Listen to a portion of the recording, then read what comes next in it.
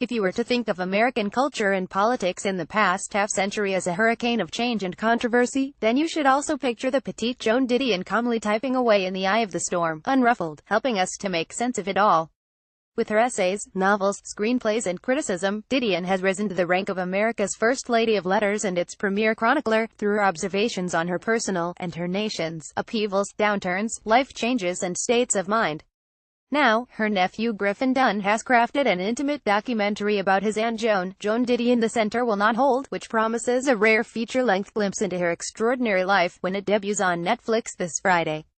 A distinguished actor and Oscar-nominated filmmaker in his own right, Dunne, 62, has enjoyed a career on both sides of the camera, having starred in box office hits such as An American Werewolf in London 1981 and dark comedy After Hours 1985, and more recently opposite Matthew McConaughey in Dallas Buyers Club 2013.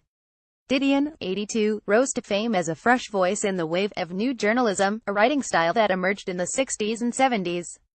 Like her fellow practitioners, who included the likes of Tom Wolfe, Truman Capote, Hunter S. Thompson and Norman Mailer, she immersed herself in her stories, took a subjective viewpoint and employed literary, storytelling techniques to emphasize the truth of the matter at hand, as opposed to remaining invisible and simply reciting facts like the conventional reportage of the era. My first notebook was given to me by my mother, with the suggestion I amused myself by writing down my thoughts, Didion recalls of her childhood. I didn't have any real clear picture of how to do it, but I do remember having a very clear sense that I wanted this to continue. Didion kept at it, and her breakthrough came with her 1968 book of essays, Slouching Towards Bethlehem. Its titular piece, says Dunne, proved to be the definitive essay on what the hippie movement really was, what was really going on.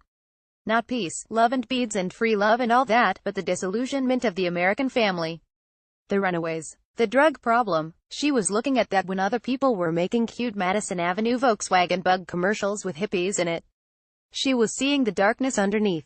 Dunne unearths a treasure trove of archival footage of his Aunt Joan, her husband, the late writer John Gregory Dunne, and their late daughter Quintana Roo Dunne, including partying with Janis Joplin in a house full of Los Angeles rockers, hanging out in a recording studio with Jim Morrison of The Doors, and cooking dinner for one of mass murderer Charles Manson's women for a magazine story.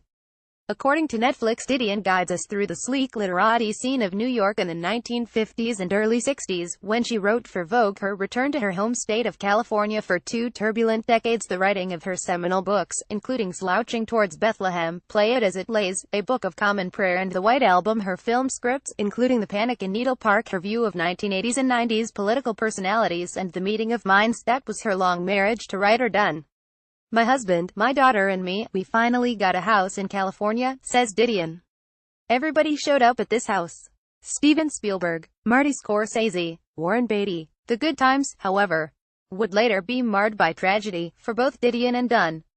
Dominique Dunne, Griffin's 22-year-old sister and a rising star of Poltergeist 1982, was strangled and subsequently died shortly after the film's release. Meanwhile, in the space of 2 years, Didion lost both her husband and her daughter, in 2003 and 2005, respectively. With superhuman determination, Didion wrote about her reckoning with grief after Dunne's death, in The Year of Magical Thinking, which won the National Book Award for Nonfiction, and later about the death of their daughter Quintana Roo, in Blue Nights.